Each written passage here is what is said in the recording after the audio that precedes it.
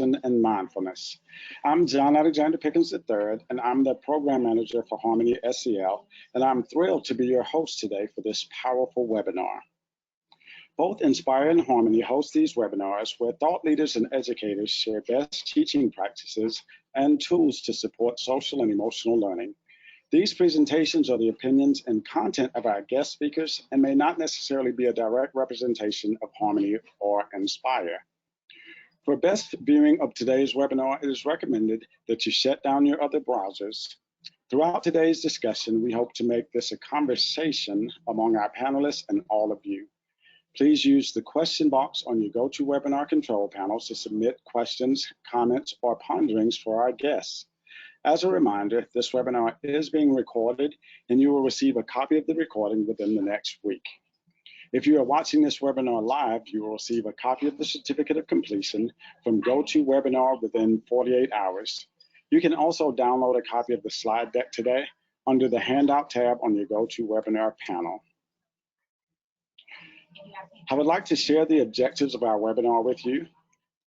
We hope that today you will understand the power of compassionate and mindful listening in daily communications in the classroom and community. Reflect on how an awareness of diversity and difference influences understanding in conversations, and increase awareness of how reflective paraphrasing conveys empathy and enhances understanding. Before we get started, let's take a poll to see who's joining us today. You can click on your screen or answer in the question box. Who's in the audience today? Pre-K through 12 educators, administrators, out-of-school providers, nonprofit leaders, or other members of our community.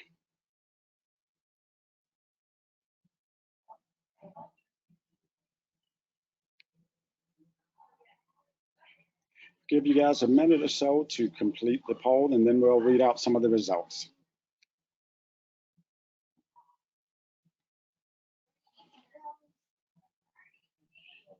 Seeing a number of educators, pre-K-12 educators, large number of other, and we welcome everyone today, and we're sure that everyone will gain some new knowledge from what we're sharing.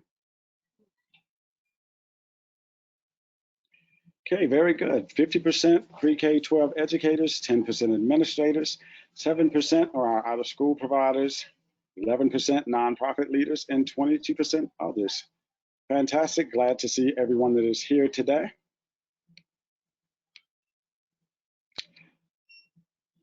Now, we are thrilled to introduce Carolyn McKanders, the Director Emeritus of Thinking Collaborative, as a guest speaker on our webinar today. Carolyn is passionate about supporting quality human relationships through promoting self-love, communication, collaboration, and leadership skills development. Her new book, Your Turn, Teachers as Facilitators, provides teacher leaders with robust mental models and practical tools for conducting productive collaborative meetings. At the end of this webinar, one of our lucky viewers will receive one of her books, so stay tuned. Carolyn, we're happy to have you here. We're also thrilled to be joined today by our 2021 National University Teacher of the Year, Melanie Hawkins, who taught 8th grade science in an underrepresented urban community before recently being appointed as administrator at Austin East High School in Knoxville, Tennessee. Throughout her career, Melanie has focused on student agency and has seen the power of truly listening to students. Congratulations and welcome, Melanie. Before we start with our amazing guest speakers, I would like to ask each of you a question from one of our quick connection cards. This is one of the strategies that we use in Harmony to help build community across our classroom, across our communities, and across the country. So the question for you two ladies today is, what is something that you can't live without? Something that I cannot live without is my fuzzy blanket. It's pink and purple, and I have had it for about 15 years. And even my little girls know that that's mama's blanket, and I love it. It makes me feel good every day. I love that. Carolyn, how about you? For me, it's a nice warm cup of ginger tea. I have one every single night, even when it's warm outside. I cannot live without that big, and it's in a red cup, might I ask, and my big red cup of ginger tea every night before I tuck myself in. Wow, thank you to both of you. Love those answers. Um, Thank you for contributing to our community. Now, without further ado, we would love to hear more about how to listen with both compassion and mindfulness.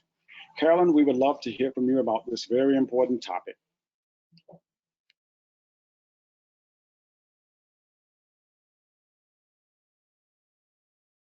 Sure. Thank you, John. And thanks everyone for being here. This is one of my most favorite topics to share because we've known for decades that a basic human need is love, belonging, and connection. And this need never goes away. We're born with it, and we can sometimes try to mask it, and yet it never goes away.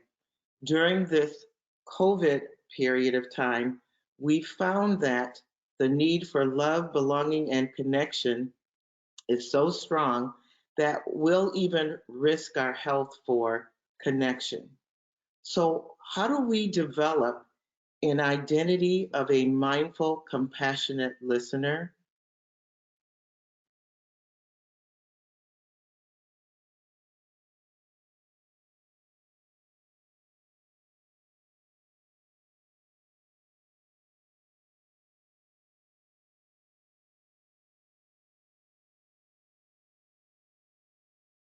The first thing that we need to do is to define mindfulness.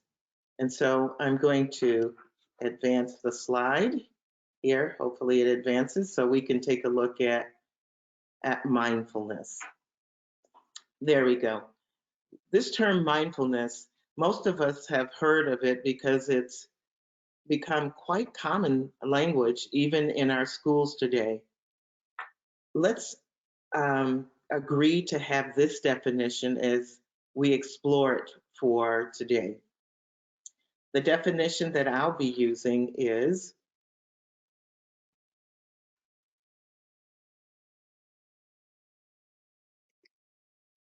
it's an internal state of present moment, non-judgmental awareness of what is happening right now. It means being present with whatever is happening internally and externally without judging it. It produces a kind of stillness and a kind of presence that's absolutely necessary to spark empathy. So being mindful, that is present with others without judging, brings forth empathy. Now, researchers have found that the tendency towards empathy is natural in human beings.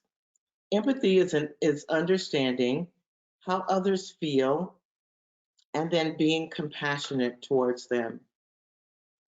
What we found is that a brain cell or a series of brain cells and neural pathways called mirror neurons may be responsible for our developing and expressing empathy.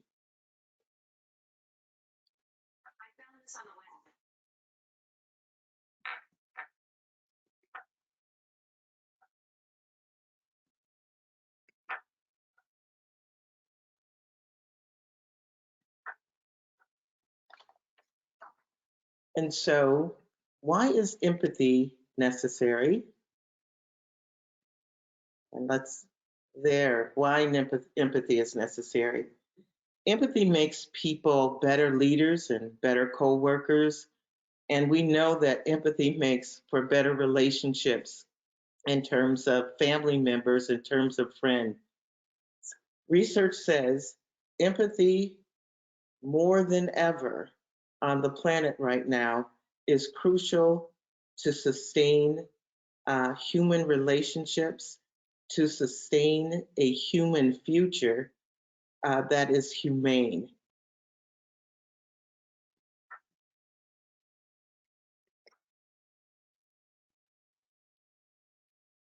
And so here's what you know from experience and what research has been telling us for eons.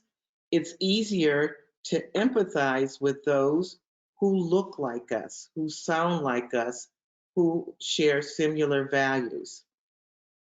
Claire Kane Miller, a New York Times correspondent and researcher, expresses it this way. What she says is that most of us are surrounded by people who look like us, vote like us, spend money like us, have similar educations, even worship like us. And the result is what she calls an empathy deficit. And she feels that it's at the root of most of our social ills and our biggest social problems. And it's because of how homogeneous people's social circles have become, and because humans are naturally, they naturally hold implicit bias. But researchers say that we're not stuck with this trait. Empathy can be developed if you're intentional about it. So, how do you develop empathy? Pay attention to who's in your social circle. Who do you talk to? Now, COVID, unfortunately, has, but in order for us to stay healthy, has made us shrink our social circles. And yet, thank goodness we have what we're doing right now. We have the technology to connect with each other. It's not the same as face-to-face connection. But pay attention to who you talk to and be deliberate. Be very deliberate about making new connections with people. Then, to admit your biases and to know that it's natural for human beings to hold bias, and then amend your ways. Be genuinely interested in other people's lives. Ask about how they feel, ask about their perceptions, and then be present and be an active, mindful listener.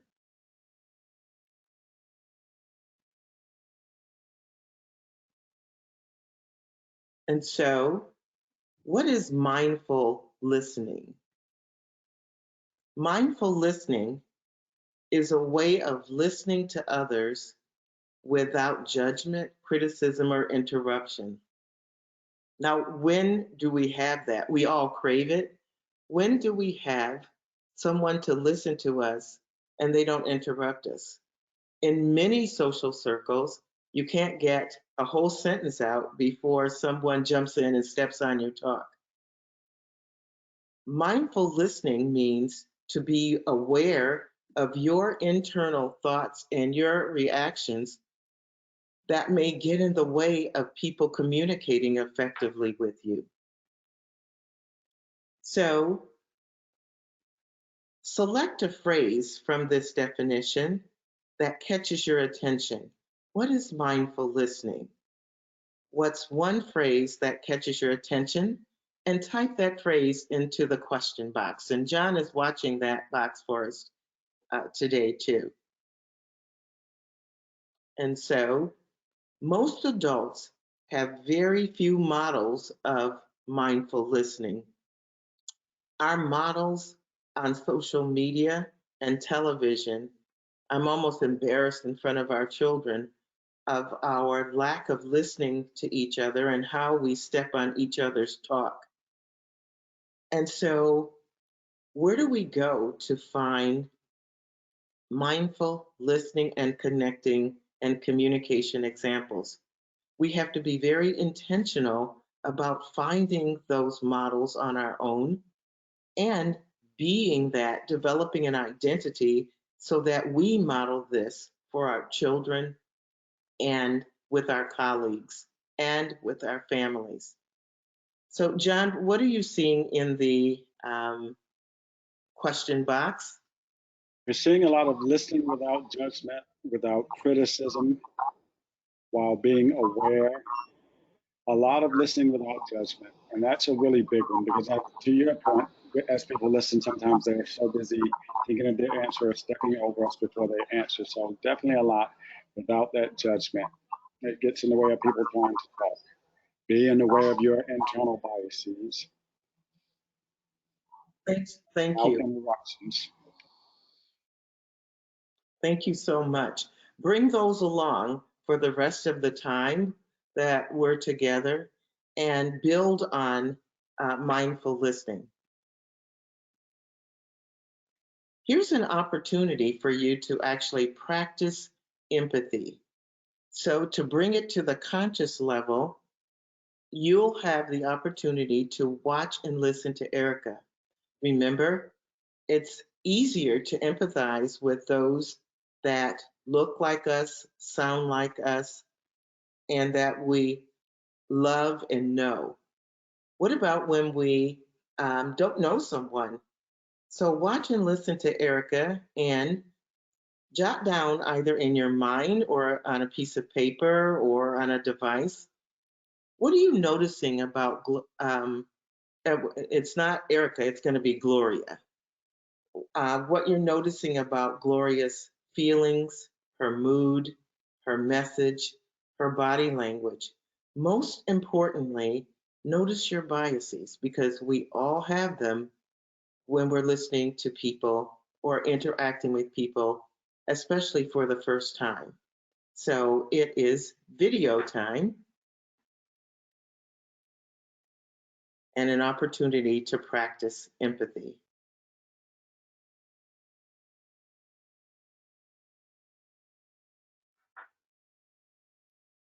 Three. My name is Gloria Tan. I'm from the Philippines. And the most important thing that I have to do in my life now is to pay my house debts completely because I'm no longer young and I want my daughter to get rid of debts before I'm too old. And the next is good health so that I can be with my daughter longer. And I think that's all.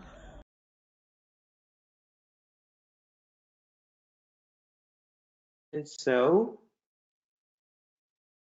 I don't know if it was on your screen, but on my screen, Gloria was a little sideways. And so I hope that you had an opportunity to do a little bit of stretching as you practice listening to her. And so reflect on what you noticed. What did you notice? And then do this all internally. What did you notice about her feelings? What did you understand about her message? What did you notice about her body language? And most importantly, what biases came up for you in terms of as you listened to or first interacted or first saw Gloria? What are some of those biases? This package is about empathy, and it's usually unconscious to us, and yet it's going on all the time. It's going on when you see someone virtually on a screen, when you're in person, when you're at home. Empathy, or the lack of it, is a continuous endeavor. And so this work says pay attention, bring it to the conscious level, because people with whom you're interacting, they notice.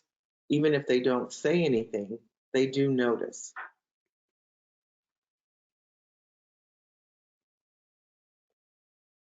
And so we've been talking about mindful listening and empathy. Go inside and answer this for yourself. What's the difference between listening to respond and listening to understand? So listening to respond is not listening at all. Many times when some people are attempting to listen to others, they are busy inside preparing how they will respond as opposed to focusing on understanding. Um, they're planning a speech in their head. And so during this time, when you stop listening to respond, remember those mirror neurons? And mirror neurons are a type of brain cell that respond equally when we perform an action and when we witness someone else perform that action. For example, when we see someone smile, the mirror neurons for smiling in our brains um, actually light up, creating a sensation in your own mind of feeling associated with smiling. You don't have to think about it, and you just smile. When you are listening with empathy, you're watching that person so carefully that you're entrained with them, and those mirror neurons, which actually are responsible for comprehending other people and understanding them and empathizing and being compassionate, they actually light up for you. When you're planning a speech inside your head, that all can't happen. You stop the process of mirroring or mirror neurons.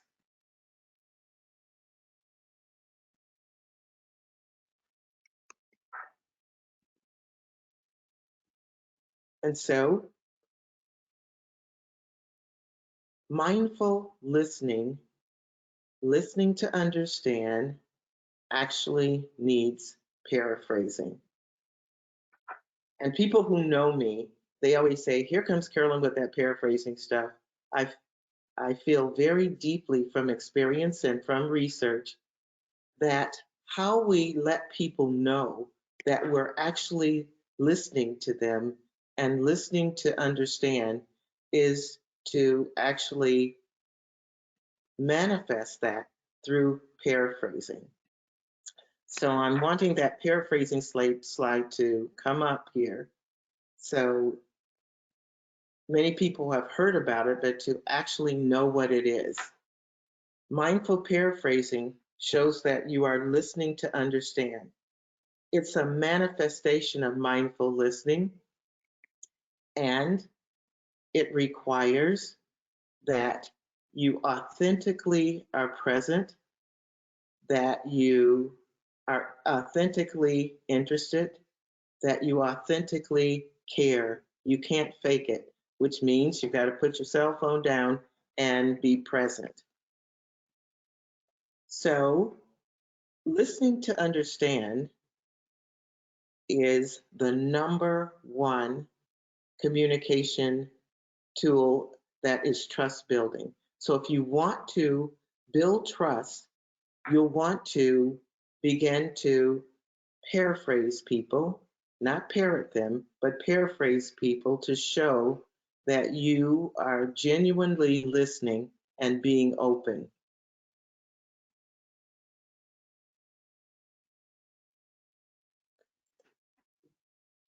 Paraphrasing, that is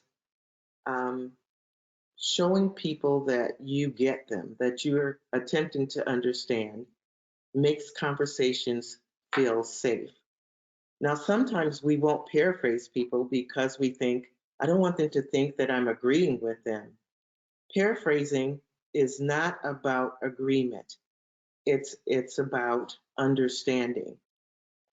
Paraphrasing is not parroting back what someone says. That's kind of strange. It's not about agreement, and it does not contain the pronoun I. So a long time ago, we learned to use I messages in our paraphrases. Now we know that it's condescending to use I to say, so what I hear you saying. It switches the spotlight of awareness from that person to you. Now this is about me. Paraphrasing is actually a gift that we give other people. It does not contain the pronoun I, and it. It's about building trusting relationships. It's about creating psychologically safe conversations. And today, with all the challenging conversations and the very diverse opinions that are on the table, psychological safety is number one in meetings and in community conversations. Paraphrasing is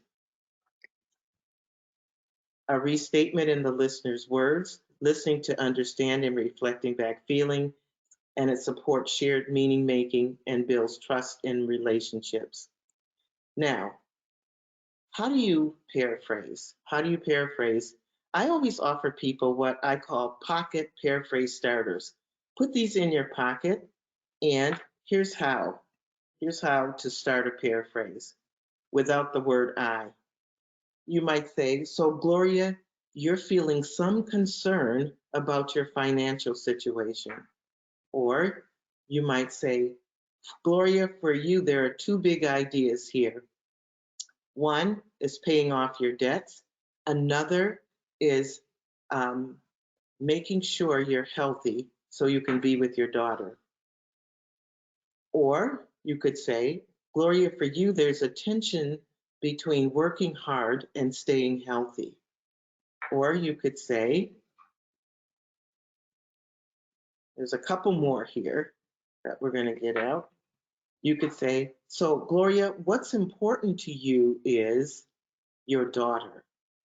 Or you could say, you could give Gloria an identity paraphrase, which sounds like this.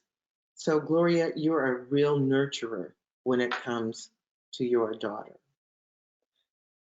So you're invited to put these paraphrase starters in your pocket.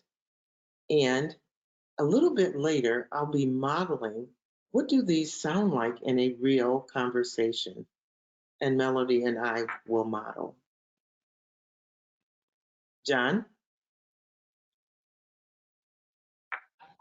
Thank you so much for that, Carolyn. We really appreciate your well-informed experience and you sharing that with us. And I know it resonates with me, and I'm sure with the other 300 plus folks that are listening. And so right now we want to ask the audience, why is it most important to truly listen?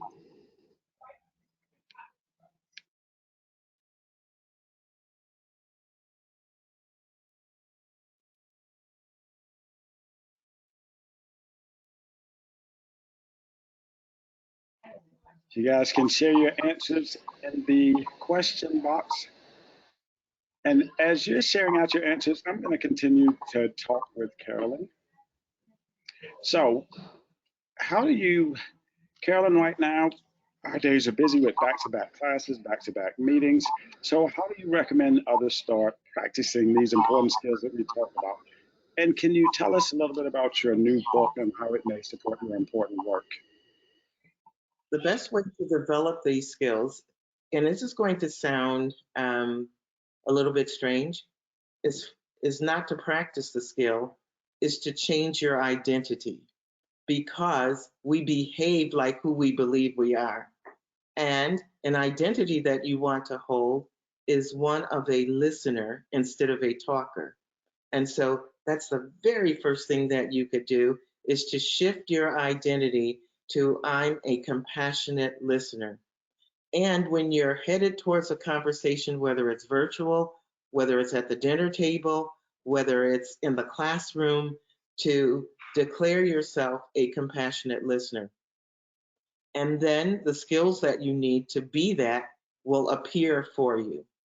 In terms of the book, It's Your Turn, Teachers as Facilitators. It's a brand new book, and it's written by my 88-year-old mentor and me, and it's written for teacher leaders who must facilitate their peers.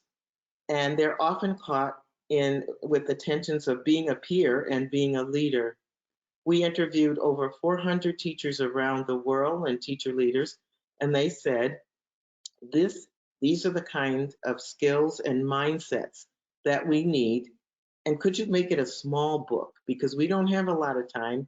Give us some principles, give us some research, and most often give us strategies. And that's what you'll find in It's Your Turn, Teachers as Facilitators. And so mindful listening is in that book also. Mindful paraphrasing is in that book. The book is organized around 5 mindsets that effective facilitators hold when they're being effective with meetings. An example of a mindset is see a group as it could be and hold a growth mindset. Another example is about never let a conflict go to waste, to see conflict as an opportunity for group growth. So those are a couple of examples of mindsets and tools that are congruent to those will be found in the book. Thank you so much, Carolyn. I'm just going to share out some of the wonderful responses we've received in the question box. I like giving the person you are listening to feeling validated. It's important to gain an accurate perspective by listening and learning other points of views. It's important to gain a full understanding of what the person is experiencing. Truly listening gives you a better understanding of any given situation. Sometimes you have to ask questions as well in order to get clarification. Wonderful responses we're getting in the question box. Awesome. You've got it. And the intention is to be mindful of those moment to moment. Thank you for sharing that. Thank you to the audience for your participation. And also thank you, Amanda, for chiming in and helping out there. Getting a little noisy in the area where I am, so I needed Amanda to tag in and help me out. So at this time, Melanie, we'd like to hear from you. We'd love your perspective when experiencing working with students and adults on campus. And so I have 2 questions I'd love to ask.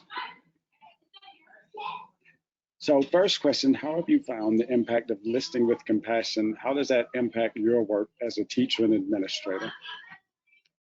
Thank you, John, for this question. And also thank you, Carolyn, for all of the information. I knew I would learn a lot today. And as I look at my notepad, I see the evidence of that learning. So thank you.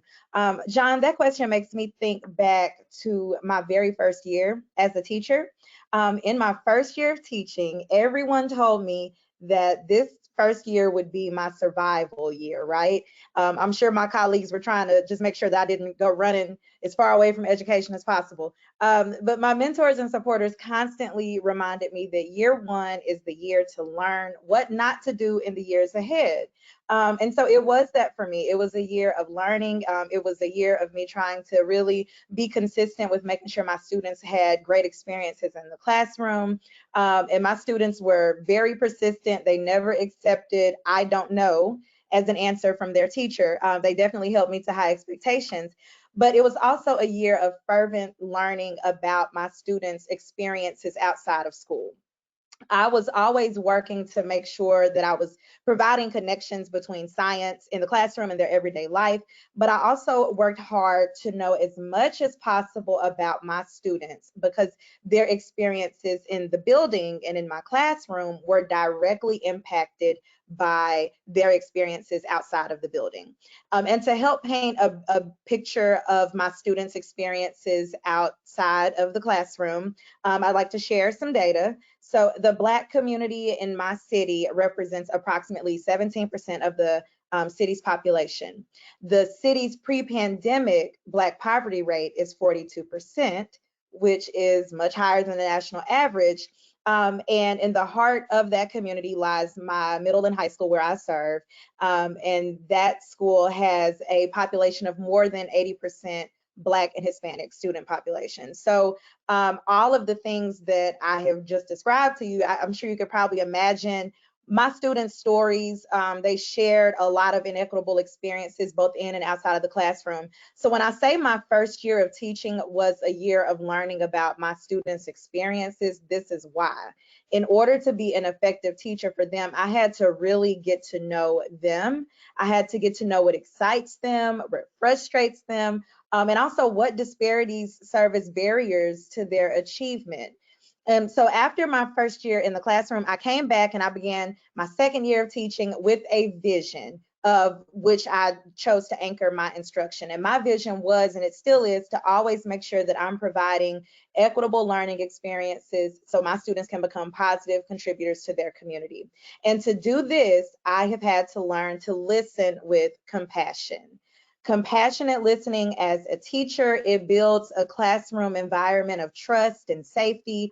And a safe environment allows students to have more ownership of their learning, and they're more willing to take academic risks in pursuit of achievement. And my students are also, they were also less likely to engage in behavior that was disruptive to the learning environment.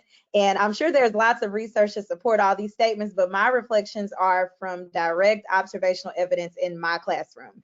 When I took the time and made an intentional effort to listen to my students more, I saw increased engagement and decreased behavioral interruptions. And yes, that also led to increased student achievement. So this same practice of compassionate listening with my students as a teacher shows up in my day-to-day interactions as a high school administrator now. I can actually recall a specific time recently when I had to give a student a consequence for their choice in behavior. And as I walked them back to their classroom, they said, "Thank you, Ms. Hawkins." Now, of course, I had to ask them, like, why are you saying thank you to me when I just gave you a consequence for your behavior? And their response was, "Thank you for listening to me. I just needed someone to listen." Now that's powerful. I have a second question, but I just want to sit with what you just said for just a few seconds, and then I'll ask the next question.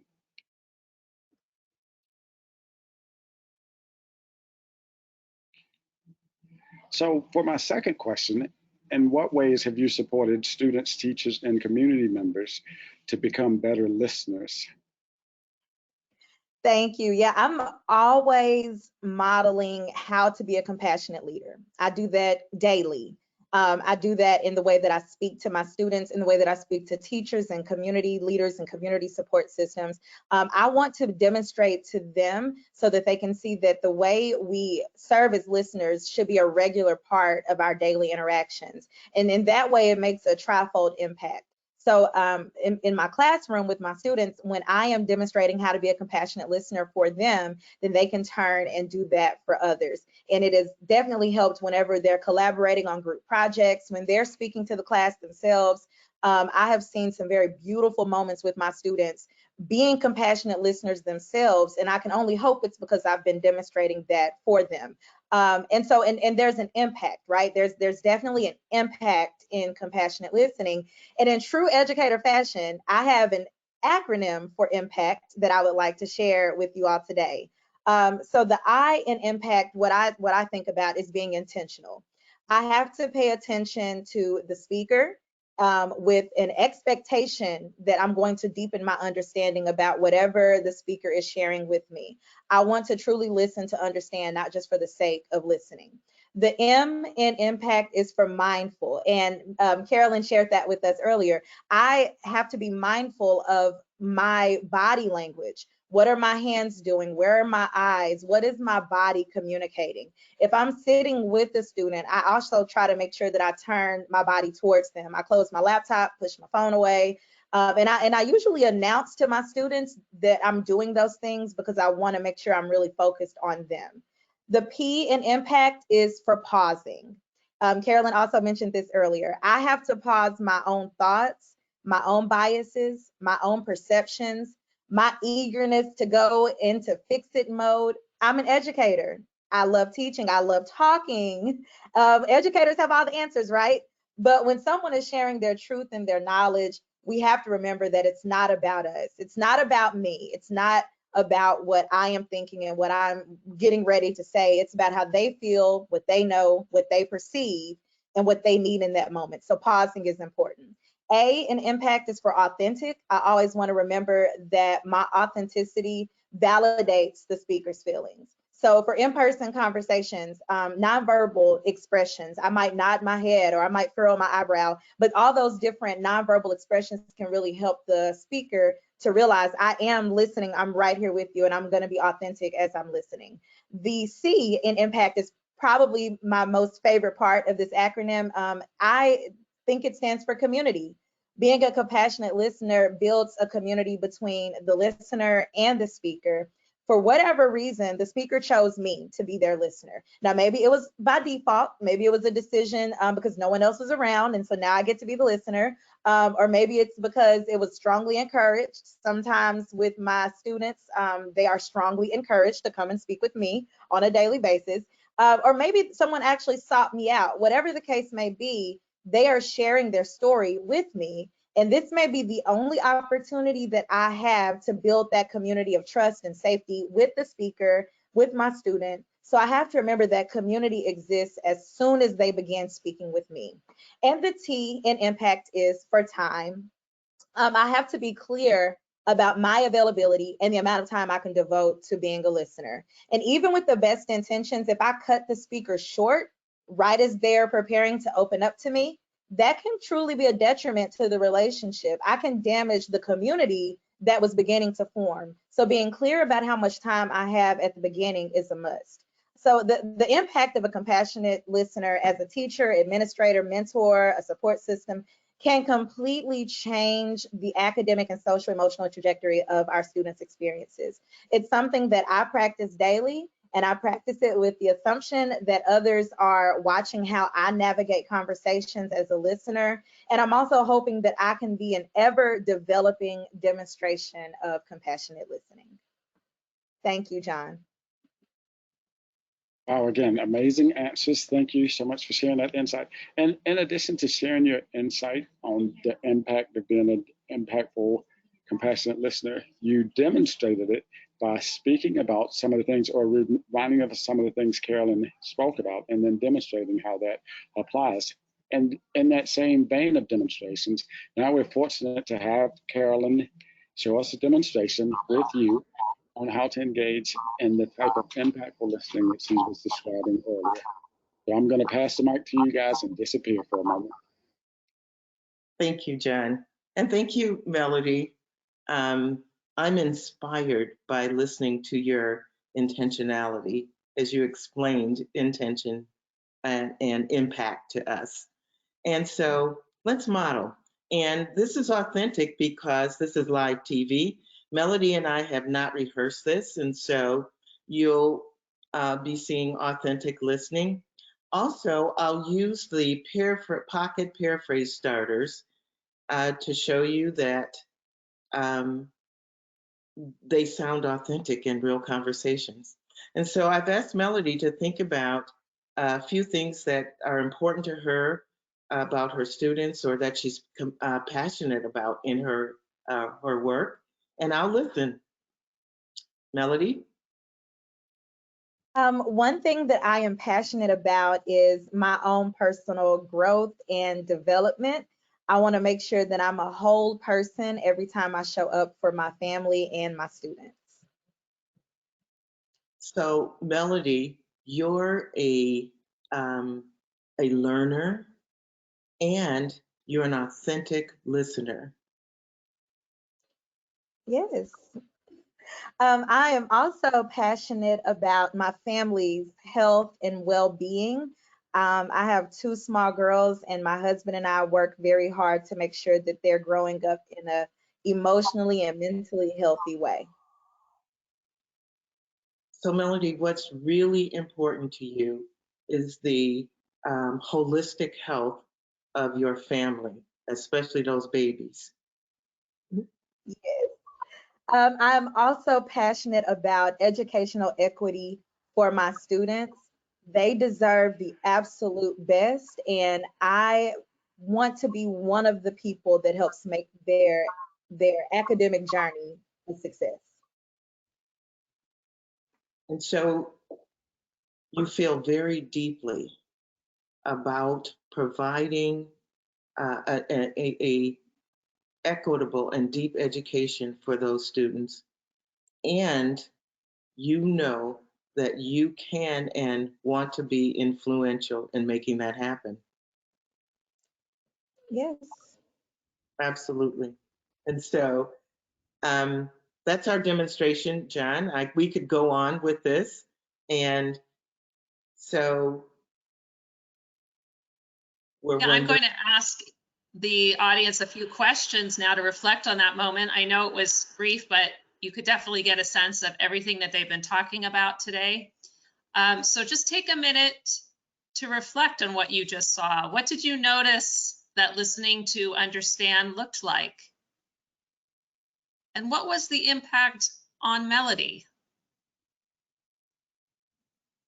So as you reflect in the question box, I'm going to ask Melody, what was the experience like for you? I felt connected to Carolyn. I felt like she really was interested in what I had to say. It made me more comfortable to share more, and I felt validated in my feelings. But I definitely felt an instant connection to Carolyn, and to her as a person. Well, thank you so much for both participating. Again, it wasn't rehearsed, and you could see how they connected so quickly. And we're hearing from our audience, being intentional is paramount. It builds trust and relationship. Melody showed that she was being heard. Melody felt important. A lot of feeling the connection. Melody had a big smile because she was understood. The conversation sounded natural and validating. It sounded like she was interested and cared. It's just good to know when someone understands you. It's important to listen. It wasn't awkward, it flowed, and it was genuine. Carolyn restated what Melody said. She smiled and nodded, and there was definitely a connection between both women. Trust was being built instantly. I noticed big nods and smiles during the paraphrasing. I noticed the mentoring language. She was focused on every word, and Melody smiled a lot. Thank you so much. I don't know, Melody, if you or Carolyn have any thoughts about what we just heard from the audience? Yes, I want to leave them with what I call the winner, winner, chicken dinner paraphrase starter, because if you can't think of anything else, begin your paraphrase with, so what's important to you is. So what's important to you, 3-year-old? So what's important to you, 10-year-old? So what's important to you, 30-year-old? It works for all ages because it's a values paraphrase. And people lean into and talk about developing community when you listen so carefully that you are attempting to understand someone's values. Boy, do we need that in today's world of trying to understand diverse perspectives. And so remember, so what's important to you, student? So what's important to you, colleague? Remember that starter.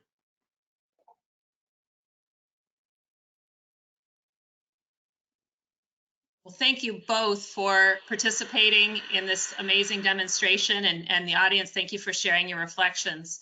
Now we are going to turn it over to John, who is going to share some exciting highlights and connections to Harmony 3rd edition.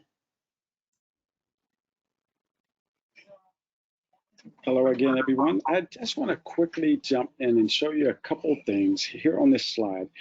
We've been talking today a lot about communication and a lot about listening. And so our Harmony 3rd edition, Unit 3, that was released a couple weeks ago.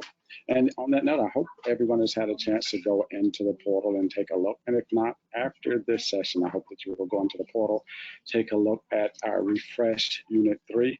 And in Unit 3, we explore a range of interpersonal skills, including listening, speaking, and ways that support and build harmonious communities. It's very important that our students learn about, as we've talked about here today, watching and listening attentively to understand and respond.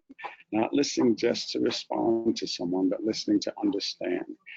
Building on their conversational skills and understanding how to communicate in different settings, the way you communicate in school versus the way you communicate with your friends out on the playground or out in your community, thinking about when and how to speak to folks. Also, communication for collaboration. We just had a beautiful lesson on how to listen for collaboration and communicate through collaboration. The other thing that we spoke briefly about today that I'd also add is we're adding mindfulness. So it's about connecting with yourself, and we added a mindful minute.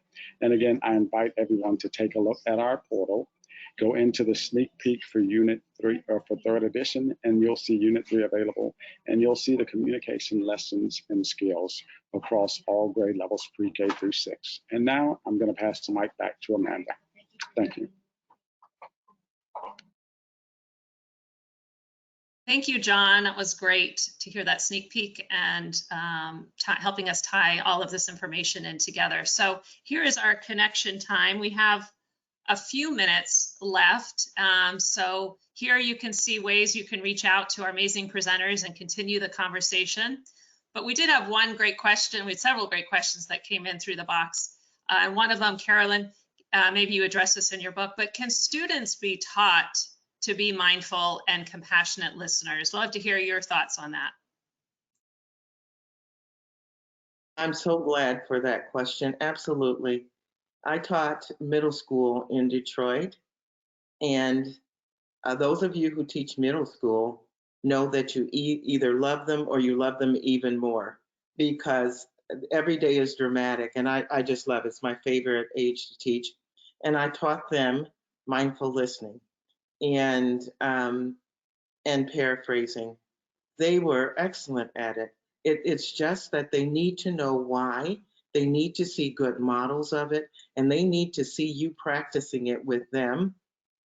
And it's a skill and a mental disposition and a relational attitude. And so setting up a classroom where there's mutual respect and teaching them about empathy and about mirror neurons, it's a great lesson. And then modeling it for them and then giving them opportunities to practice and allowing them. I used to allow for do-overs. You know, they're so impulsive and they would yell at each other, and I'd say, what's the do-over with this? And so, and making it fun for them. Absolutely, positively. High school students have no difficulty with learning this. I believe this needs to be a social skills lesson for all students, kindergarten through high school. Thank you for that great response. We have a question for Melody. Melody, what do we do as teachers and educators when the students' outside experiences are contrary to what we're trying to teach our students? We're trying to teach them to be good citizens and bring positive experiences to their community, but some students are in situations that are less than positive. So how do we approach that situation? That's a tough one. Thank you for that question. I know exactly where you're coming from in asking that, because those are the experiences that I found myself in for the last 6-7 years in education. The best way to combat that is to give the students all of the tools and skill sets that they need so that they can make the changes within the community themselves. I remind them that there is a way. It's kind of like code switching. There's a way to do school. There's a way to be a student. So when they come into my classroom, I tell them, like, this is our little world. Whatever's going on outside is what's going on outside. But in our world, in order for us to be effective in what we're trying to understand in today's lesson, in order for us to grow academically and to grow socio-emotionally, we have to know how to do school. So a lot of the basic skills that I'm talking to my students about, it's with communication, like Carolyn just mentioned. It's with how to communicate with each other, how to collaborate with one another, how to be empathetic with each other, how to build those relationship skills. And then I remind them that all these same skills that we're learning right here in the classroom, even though we may not see that demonstrated in our daily lives outside of the building, they can most certainly be tools that we use outside in our daily lives.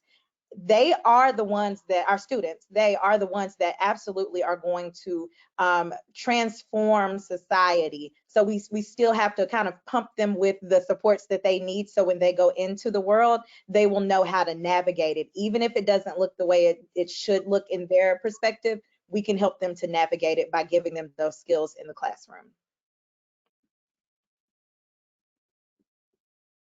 Wow, thank you so much. Such great examples and such practical tips we heard today. Now, I know many of you have more questions, so don't hesitate to reach out to Carolyn or Melody. Melody and Carolyn, thank you so much. You inspired us all today, so much to learn. And we'll be watching this recording several times to make sure that we took it all in. And John, thank you for highlighting how we can connect this all to our work with Harmony. So thank you. And thank you, audience, for participating today. I know it's a very busy time, but we appreciate when you're here with us and listening. We want to invite you to join our next webinar on March 10th.